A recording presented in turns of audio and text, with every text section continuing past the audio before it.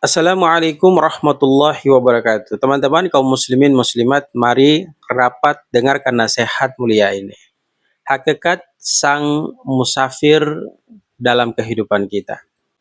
Hidup di dunia ini ibarat seorang musafir yang singgah sejenak di bawah naungan pohon rindang, maka kita akan berteduh dan beristirahat, lalu melanjutkan perjalanan kita.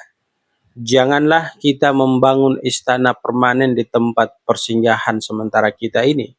Sebab rumah abadi kita menanti kita di surganya Allah yang penuh kedamaian. Ingat, Rasul Shallallahu Alaihi Wasallam memberikan ketegasan kepada kita dalam sabdanya, "Mali di dunia ma'ana fid dunya illa karakib, ishtadala tahta syajaratin, thumma raha tarakaha." Apa urusanku dengan dunia yang sifatnya sementara? Aku di dunia ini laksana seorang pengembara yang berjalan di bawah sengatan matahari yang begitu panas. Lalu tatkala bertemu dengan pohon yang rindang, maka aku akan berteduh di bawahnya untuk mengembalikan kekuatanku dan selanjutnya akan melanjutkan perjalananku. Maka hadis ini memberikan informasi kepada diri kita, sesungguhnya hidup kita di dunia ini sifatnya tidak permanen. Sifatnya hanya sementara. Maka investasi terbaik yang harus kita lakukan, yang harus kita tabung sebagai bekal akhirat kita adalah melakukan amal-amal soleh dan meninggalkan amal-amal buruk. Ingat, Allah Subhanahu wa ta'ala menegaskan kepada diri kita, alladzi khalaqal mauta wal hayata liyabluwakum ayyukum ahsanu amala.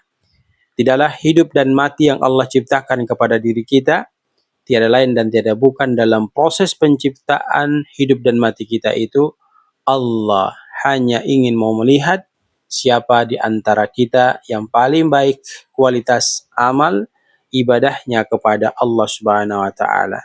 Bahkan Nabi Shallallahu alaihi wasallam menjelaskan kepada kita, Allahu la yanduru ila suwarikum walakin yanduru ila qulubikum wa amalikum.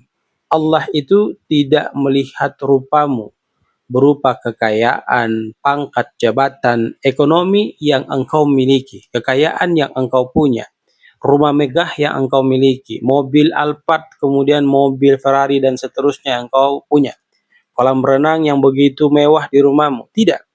Allah tidak melihat semuanya.